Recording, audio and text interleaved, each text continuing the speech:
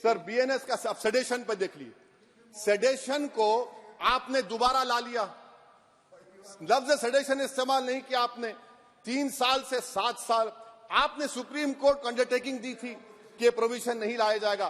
तो chairman sir, यहां पर हिंदी के एक बहुत मशहूर कवि का वो शेर मुझे याद आ रहा है, मैथिली शरण गुप्त का, कि राज्य को यदि हम बना लेंगे भोग तो बनेगा वो प्रजा का रोग, फिर कहूं मैं क्यों ना उठकर हूं आज मेरा धर्म राजद्रोह। कार्ल मार्क्स ने कहा था sir, history repeats itself first as a tragedy, second as a farce. अब क्लॉज 195 1D देखिए, it criminalises the making of publication of false and misleading information jeopardising sovereignty integrity of India. Vague है, यानी जो कोई भी पत्रकार investigative journalism लिखेगा आप उसको इस्तेमाल कर लेंगे और जेल की सलाखों में उसको डालकर आप सड़ा देंगे। सर मैं आपको और एक बात बताना चाहूंगा कि रैश एंड नेग्लिजेंट एक्ट जो आईपीसी में था 2 साल थे 304, आप उसको बढ़ाकर 5 साल कर दिए 1061 में BNS 1 में। और rash and negligent driving 304 IPC में था 2 साल की सजा, आपने 10 साल कर दिया। यह क्रिमिनल जुरिस्प्रूडेंस का हिस्सा नहीं है। अच्छा, क्रिमिनल ऑर्गेनाइजेशन उत्तर प्रदेश में यूपी गैंगस्टर एक्ट में एक चार्जशीट में गैंगस्टर एक्ट लगता।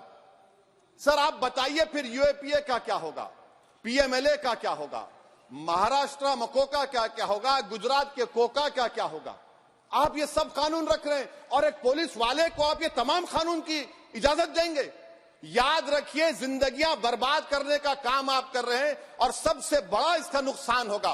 किसका नुकसान होगा? दलितों का, मुसलमानों का, आदिवासियों का। और वो पॉलिटिकल पार्टीज जो कल आज सत्ता में है, कल नहीं रहेंगे, वो बदले की भावना से काम करते हैं। सर मुझे पुलिस ने पीटा सर 1999 22 दिसंबर को मेरे सर पर 20 टाके लगे, पीठ से लेकर पैर तक मारा गया। आपको मालूम सर क्या हुआ? तेलुगु देशम की सरकार थी, उन्होंने उन दोनों पुलिस वालों को जिन्होंने मुझे मारा था उनको आईपीएस कन्फर कर दिया। अरे चप्पन देखे बैठो तुम। प्लीज आप बैठ जाइए। टेररिज्म का देखिए सर, आप बैठ जाइए प्लीज। यूएपीए का सर मैं खत्म कर, टेररिज्म उनको रोकिए sir. Okay please sit down. Sir terrorism का डेफिनेशन में आप देखिए, यूएपीए का सेक्शन 16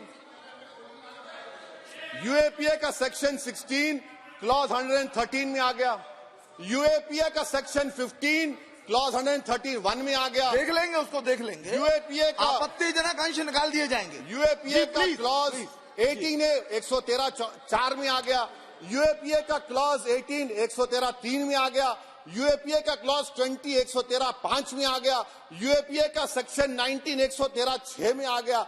अरे भाई साहब फिर क्या बचा है? आप यूएपीए से, मकोका से, गुजरात कोका से, पीएमएलए सब ला लिए।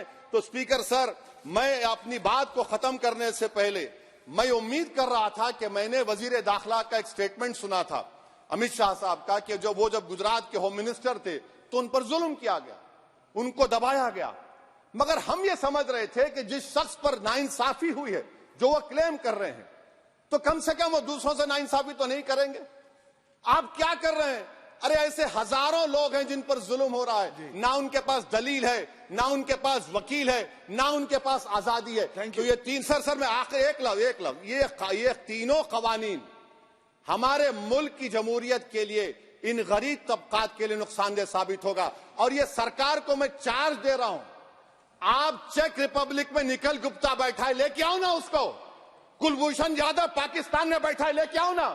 कतर में हमारे फौजी बैठे, लेके आओ ना उनको। अरे कहां तुम्हारी देशभक्ति है? अरे निखिल गुप्ता को लाओ, इस कानून में इस्तेमाल करो। मगर वो नहीं बोलेंगे। मैं इस कानून के मुखालिफत में खड़ा हूं जो भारत की जमहूरियत के लिए खतरा बनेगा। शुक्रिया सर। श्री पुष्पेंद्र सिंह चंदेल।